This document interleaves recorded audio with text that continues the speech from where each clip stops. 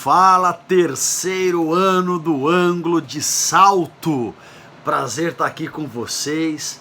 Só não é tão bom quanto pessoalmente, afinal de contas a gente fica sempre com uma certa frieza no ar. É muito mais legal você dar aula olhando para uma sala de aula, vendo os alunos, vendo a reação dos alunos, do que você dar aula olhando para a câmera e se vendo. Exercício, inclusive, narcísico, né? Porque você vê tanto você que você acha que você é lindo, maravilhoso. A gente sabe que as coisas não são assim, né, gente?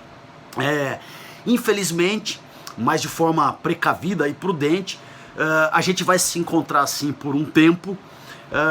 Vamos enfrentar o coronavírus de frente. Não há outra forma de enfrentá-lo que não seja pela resistência passiva, no sentido de ficar enclausurado, ficar isolado. Hoje nós vamos trabalhar um tema muito importante quando se pensa o capitalismo a partir do pensamento marxista, é aquilo que nós chamamos de mais-valia. Agora, para nós entendermos a mais-valia, é necessário que a gente faça um caminho, entendendo como é que funciona esse troço chamado modo de produção capitalista. Antes de começar a falar sobre o modo de produção capitalista, vamos ao bom e velho cafezinho, saúde. Só um minutinho, gente. Então, quando nós falamos de capitalismo, nós estamos falando, nas palavras de Marx, de um modo de produção. Existe um jeito de produzir as mercadorias. Este jeito de produzir as mercadorias marca o encontro de duas classes sociais que farão uso, fazendo uso prático dos meios de produção, e a outra que é dona dos meios de produção. E a partir do encontro entre essas classes no processo produtivo, eu tenho então a sociedade se organizando. O modo como a sociedade produz as suas mercadorias marca a forma como ela vai se organizar. É assim que pensou Karl Marx. Estamos falando do modo de produção capitalista. E que definição nós podemos dar ao capitalismo, gente? Ainda segundo Marx, nós podemos pensar o capitalismo como sendo caracterizado pela propriedade privada dos meios de produção. O que isso significa? Isso significa que os meios de produção no capitalismo têm dono. Ah, professor, ok. Então os meios de produção têm dono no capitalismo? Tem sim. Ah, tá. Então o que são os meios de produção? Vamos lá, gente, vamos relembrar. Tudo aquilo que eu uso no processo produtivo, tudo aquilo que eu uso na produção de uma determinada mercadoria, é o que nós chamaremos de meios de produção. Vejam vocês, o pedreiro, quando vai erguer uma casa, ele precisa de martelo, ele precisa de chave de fenda, ele precisa do carrinho para carregar o cimento. São instrumentos, são ferramentas, são meios necessários para que aquela mercadoria seja produzida. Agora reparem bem, se a gente for pensar no ambiente escolar, a lousa, a caneta, o giz, o próprio professor, durante o processo de produção desta mercadoria chamada educação, todas essas questões, todas essas coisas, inclusive o professor, todas essas coisas são convertidas em meios de produção. O capitalismo, portanto, é caracterizado como a propriedade privada dos meios de produção. Tem dono, inclusive eu, enquanto estou trabalhando, me converto num meio de produção para o meu patrão e sou de propriedade dele. Estou aqui gravando essa aula porque há uma direção, há uma ordem de que isso deve ser feito. Se eu estiver no ambiente escolar, o coordenador abrir a porta da sala e diz: olha, olha, aqui o dono da escola pediu para que você interrompa a aula na hora e desça na sala dos professores e fique lá quietinho. Eu tenho que obedecer, afinal de contas, naquele tempo eu tenho dono. Naquele tempo eu pertenço ao dono dos meios de produção, sendo eu um meio de produção. É claro que eu sou um meio de produção especial. Por que eu sou um meio de produção especial? Porque todos os outros meios de produção são inanimados. A palavra ânima significa alma e que traduz a ideia de ter vida. Eu sou um sujeito animado. Tenho alma, portanto tenho vida. Enquanto que os outros meios de produção, os outros instrumentos são inanimados, não são possuidores de vida. Portanto, esses meios são meios de produção, mas não como eu, que por ser um ser animado, vendo a minha capacidade de trabalhar. Eu não tenho nenhum meio de produção e a única coisa que eu posso fazer é vender a minha capacidade de trabalhar, a minha força produtiva, aquilo que o Marx chamou de força de trabalho. Vendo a força de trabalho, recebo um salário por isso, nesse intervalo de tempo me converto num meio de produção de propriedade do meu patrão. Mais um tempo pro cafezinho. Delícia de café, gente, como é bom tomar café, né? Eu adoro, ainda mais agora que eu tô aqui fora do ambiente escolar, poder conversar com vocês tomando um cafezinho. Mas vamos lá. Então vejam vocês, os meios de produção no capitalismo podem também ser chamados de capital. Então o que significa o capital? O capital é o conjunto do patrimônio que o dono dos meios de produção tem. Olha só, quando eu falo de capital, eu estou falando de repente do patrimônio imóvel que o cara tem. O cara tem um terreno, o cara tem, sei lá, uma venda, uma mercearia. Eu estou falando do carro, eu estou falando da grana, eu estou falando de todas as coisas que o sujeito tem. Isso compõe o patrimônio dele, é o capital dele, também conhecido como meios de produção. Agora vejam vocês, gente, no capitalismo, eu disse a vocês que de um lado nós temos a classe social do dono dos meios de produção, no capitalismo Marx chamou de burguesia, e também eu tenho de outro lado uma classe social em que estão os vendedores da força de trabalho, aquele meio de produção especial porque é animado, que eu acabei de citar, que são os trabalhadores, segundo Marx, a expressão mais precisa que o Marx usa, proletariado. Agora vejam só, esta relação entre a burguesia e o proletariado é uma relação marcada por um tensionamento. Por que por um tensionamento? Porque todos os dois vão querer ganhar, vão querer ter mais rentabilidade. Se alguém perguntar para mim, Daniel, você quer aumento? Eu vou dizer, não, muito obrigado, não quero aumento, ou inclusive pode diminuir o meu trabalho. É isso, diminua o meu salário. É isso que eu vou dizer, gente? É claro que não. Se alguém me oferece aumento, eu vou querer. E se não me oferecer, eu vou querer também. E se demorar muito para dar, eu vou pedir também. Por quê? Porque eu quero sempre ganhar mais. Agora, para ganhar mais, significa que do outro lado, alguém ganhará menos. Eu ganho mais se o meu patrão tirar mais do bolso dele e, portanto, ganhar menos. O que isso significa, gente?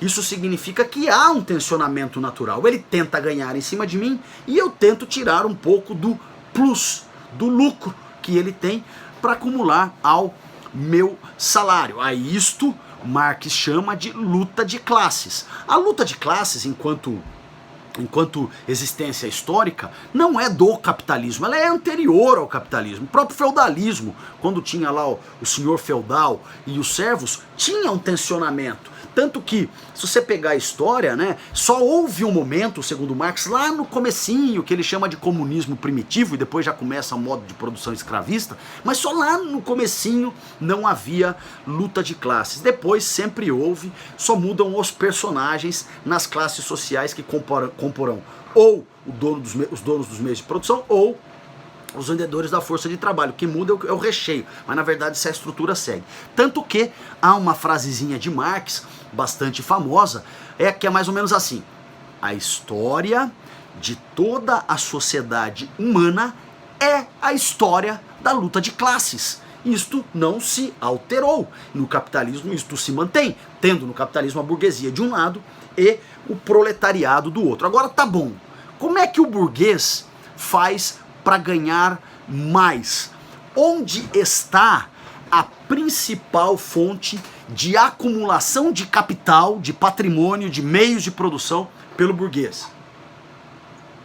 Entramos então, gente, no ponto crucial da nossa aula. Agora vou bem devagarinho, porque tudo isso que eu falei até agora, na verdade, compõe uma espécie de remember, na medida em que ao longo das aulas deste ano, mas sobretudo das aulas do ano passado, eu já toquei nesses assuntos com vocês. Mas a partir de agora, então, a gente vai falar daquilo que é mais importante, o grande tema da aula de hoje, que eu presumo que vocês também vão se lembrar, mas que requer uma atenção especial, a tal da mais-valia. A primeira informação que eu gostaria de dizer a vocês é que traduções mais recentes da obra de Marx têm colocado este conceito como mais valor. Então atenção, se no teu vestibular cair mais valia ou mais valor, saiba, é a mesma coisa. Dito isso, vamos então entender o caminho, o raciocínio que faz com que nós cheguemos à conclusão de que a principal fonte de acumulação de capital pelo capitalista é a apropriação deste troço chamado mais-valia. Vamos então a um caminho organizado, a um caminho lógico para entendermos isso. Bom, comecemos então com o entendimento de mercadoria. Para o Marx, a mercadoria, ela tem dois valores. O primeiro valor que uma mercadoria tem, ele chama de valor de uso. O segundo valor que uma mercadoria tem, ele chama de valor de troca.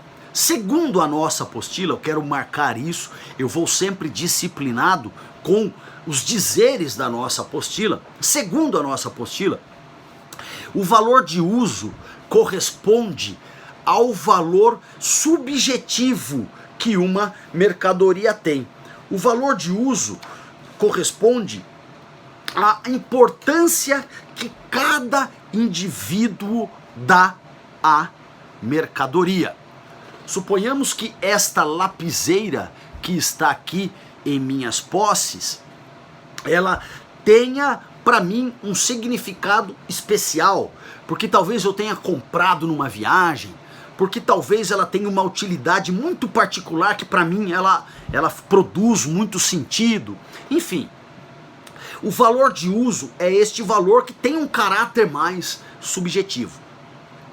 Mas não é só este valor que há numa mercadoria. Como eu disse a vocês, o Marx coloca que a mercadoria também é composta do seu valor de troca. O valor de troca de uma mercadoria é o valor que ela vale no mercado.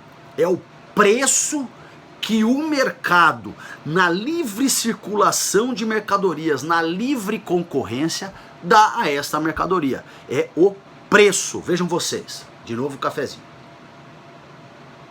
Acabou o café, portanto agora acabou a aula. Brincadeira, brincadeira. Vamos lá. Então olha só.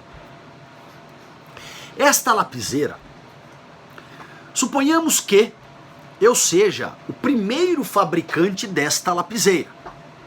Eu fabrico esta lapiseira, na época nós só tínhamos lápis, pum, chegou a lapiseira. Se sou eu o único fabricante da lapiseira, eu vou vender como água. Na livre concorrência eu não tenho concorrência, eu sou o primeiro. Eu boto o preço desta lapiseira a R$300.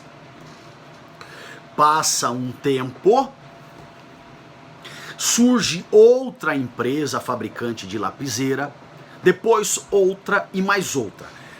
A concorrência se estabelece e eu sou obrigado a baixar o meu preço para ficar competitivo no mercado de venda de lapiseira. Este preço que eu ponho na minha lapiseira, na minha mercadoria, que os meus concorrentes põem em suas respectivas lapiseiras, esse preço é o que o Marx chamou de valor de troca. É o valor que se paga a esta lapiseira no mercado de trocas. É o preço. Agora vejam vocês, gente. Atenção à linha de raciocínio. Marx vai dizer: no capitalismo, o valor de troca tem preponderância, é o quanto eu pago na mercadoria. Mas se eu estou em meio à livre concorrência, o que vai acontecer num dado momento? A tendência é que as mercadorias se estabilizem num determinado preço. Eu comecei sozinho, custava R$1.000 essa lapiseira. Mas outras empresas produtoras de lapiseira foram surgindo, a concorrência fez fazendo com que o preço fosse se estabilizando numa margem. Agora, uma lapiseira vale, sei lá, R$20. Eu posso ter empresas vendendo lapiseira a 22, a 23, outras vendendo a 17, a 16, mas nós teremos uma flutuação que jamais vai sair da casa desses R$20.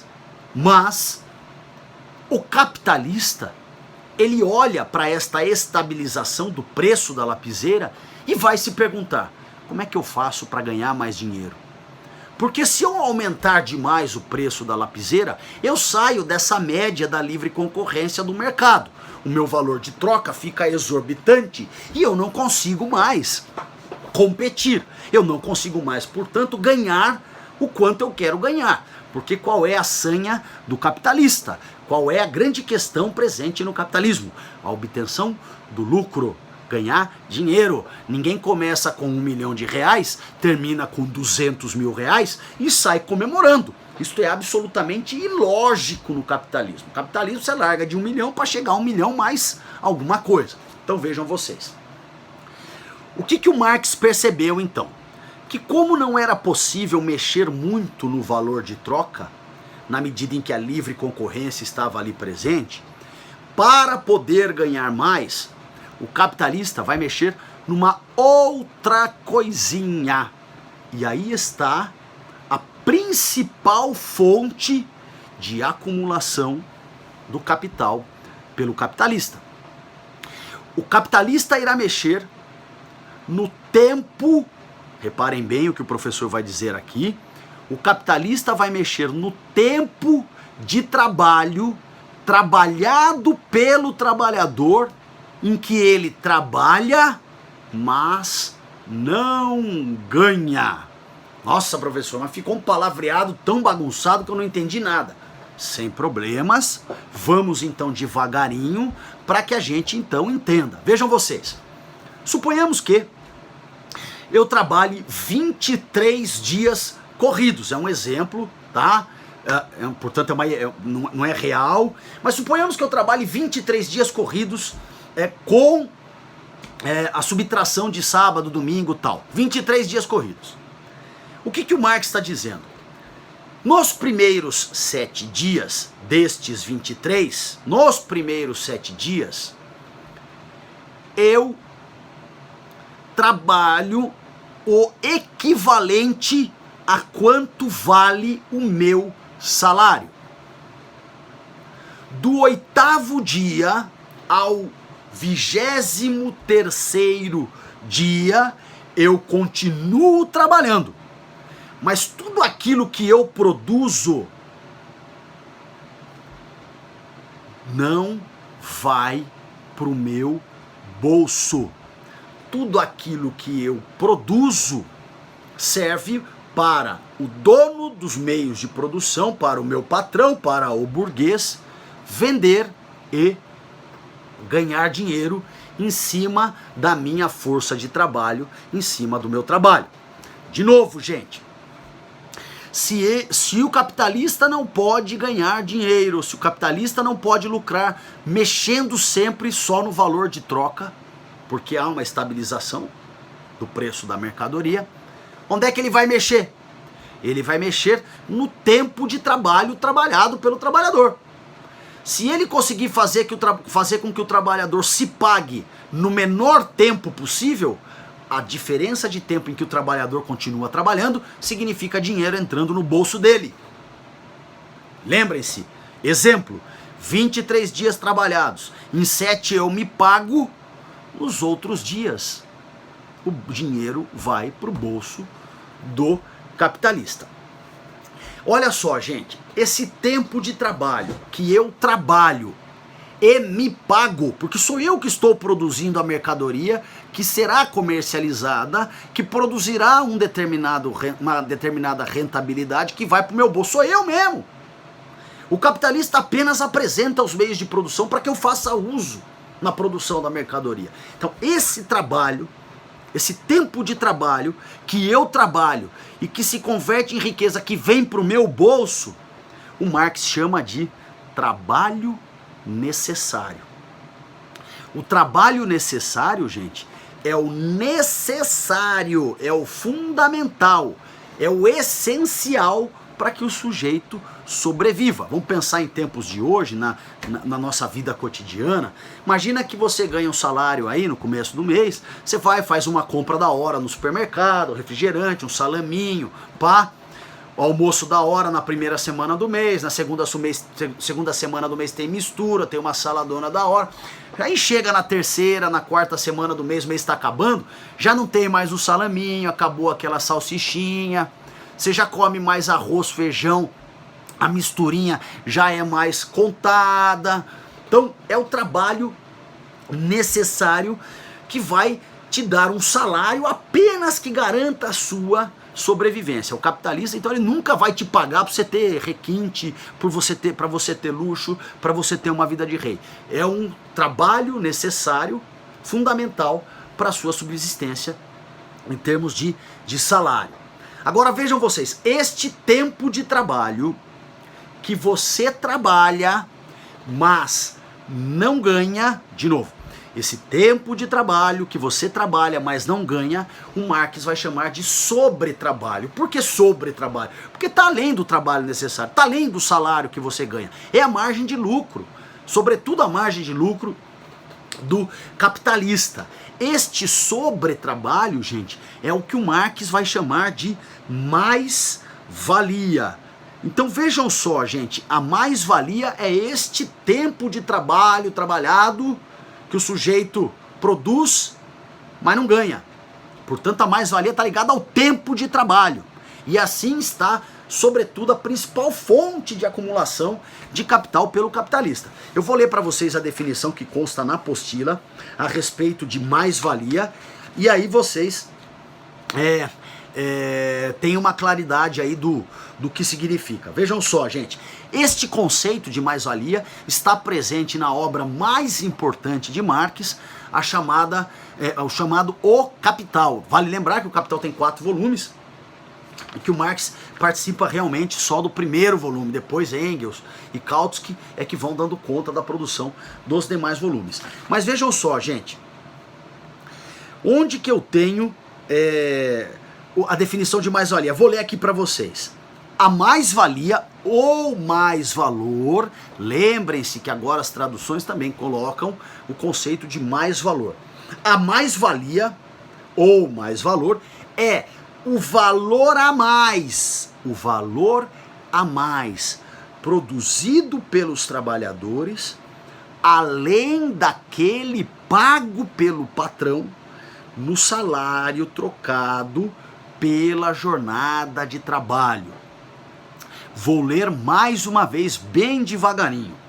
A mais-valia é o valor a mais produzido pelos trabalhadores, além daquele pago pelo patrão no salário trocado na jornada de trabalho. Dito isso, eu quero apenas acrescentar duas informações e então encerramos a aula de hoje. Há dois tipos de mais-valia. Dois tipos de mais-valia. A chamada mais-valia absoluta e a chamada mais-valia relativa. Quando é que eu tenho, gente, a mais-valia absoluta? Eu tenho a mais-valia absoluta quando eu mexo diretamente na jornada de trabalho do trabalhador. Vejam, vamos resgatar aquele exemplo. Eu trabalho 23 dias corridos e me pago em 7. Se o meu patrão fizer agora eu trabalhar 25 dias corridos, portanto 2 dias a mais, eu continuo me pagando em 7. Mas agora, eu trabalhando 25, ele ganha mais 2 dias em cima de mim. Portanto, ele está mexendo no tempo absoluto da minha jornada de trabalho e ganhando mais dinheiro, lucrando mais em cima de mim. Esta é a mais-valia absoluta. A mais-valia absoluta é aquela que se mexe diretamente no tempo da jornada de trabalho. Agora, uma outra mais-valia, a chamada mais-valia relativa. Atenção nessa aqui, gente, que essa daqui é muito peculiar para o nosso tempo.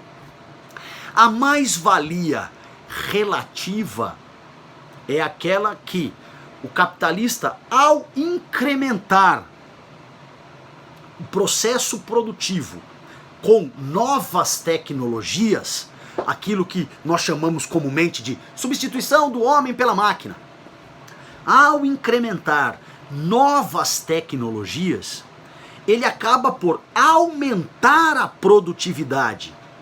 Ou seja, o tempo de produção diminui com o incremento tecnológico. Se antes eu demorava, por exemplo, 10 horas para produzir uma determinada peça, agora com um joystick na mão, em razão de um maquinário, da robótica, etc., no lugar de 10 horas, eu agora levo 5 horas para produzir. Portanto, diminui e eu me pago mais rapidamente. Portanto, aumenta-se a mais-valia. Antes eu demoraria para a produção 10 horas, eu, portanto, me pagaria, exemplo, tá, gente, em 10 horas. Agora, com o incremento da tecnologia, eu produzo a mesma mercadoria em 5, portanto, eu me pago em 5. Reparem que a mais-valia é sempre buscada pelos capitalistas. Sempre, porque é a principal fonte de acumulação do capital, é a principal fonte do lucro. E a mais-valia relativa, gente, é a marca do nosso tempo. Não podemos perder isso de vista. Há vários exemplos, inclusive debaixo do nosso nariz. Reparem bem, gente, vamos pensar nas aulas EAD. Estas aulas EAD, reparem, eu tô gravando um vídeo do meu celular, este vídeo vai para várias salas de aula, e portanto eu sou um único professor recebendo e dando aula para quantos alunos ao mesmo tempo? 300? 400 alunos? Reparem então que o incremento tecnológico acaba eu entro no lugar de vários professores ao mesmo tempo. Portanto, o capitalista diminui a mais-valia, aumenta a mais-valia e diminui a inserção de pessoas trabalhando, portanto o tempo de produção diminui na medida em que eu, pela tecnologia, acabo atendendo uma série de alunos ao mesmo tempo. Então vejam só, aqui eu tenho, né, no EAD, um exemplo de como a mais-valia relativa pode adentrar e como ela pode garantir o aumento da rentabilidade, o aumento do lucro. Reparem, gente, isso está presente nas mais variadas áreas, isso está presente no nosso dia a dia. Então vamos lá, gente. Para finalizar, eu vou deixar para vocês um documentário do YouTube a título de aprofundamento para que vocês conheçam um pouco mais dessa discussão sobre a mais-valia. E uma outra questão que eu queria colocar é o seguinte, gente. O professor vai, ao longo do tempo, produzindo alguns pequenos vídeos de atualidades. Eu já fiz um sobre coronavírus e deixei à disposição no meu Facebook. Eu participei, eu fiz uma entrevista com um professor amigo também, já disponibilizei a vocês, está em Google Drive. E eu tenho feito, vou fazer também, gente, agora, outras inserções e vou disponibilizar para vocês tanto no YouTube como nas minhas redes sociais particulares. Então vocês aproveitem todo esse material, aproveitem todas essas questões aí para pensar, aproveitem esse tempo para estudar. Eu quero dizer que eu estou super à disposição de vocês, caso vocês tenham dúvida, me procurem nas redes sociais, não se envergonhem, não se intimidem, podem me procurar e eu estou sempre à disposição. Eu quero dizer que nós estamos juntos nesse caminho rumo ao vestibular. É nós contra o corona. Beijo pra vocês, gente, até a próxima aula. Valeu!